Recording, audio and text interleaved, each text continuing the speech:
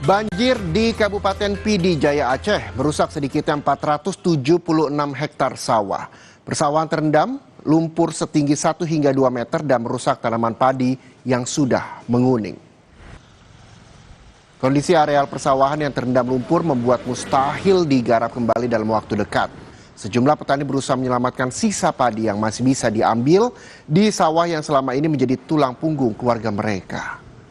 Pemerintah kabupaten mulai mendata kerugian dan menyiapkan langkah pemulihan, termasuk bantuan benih, pemulihan lahan, dan perbaikan irigasi yang ikut tersapu banjir.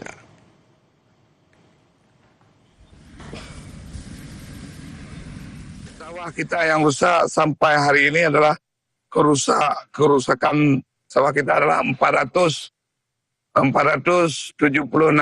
hektar sawah yang tertimbun lumpur setinggi 1-2 meter.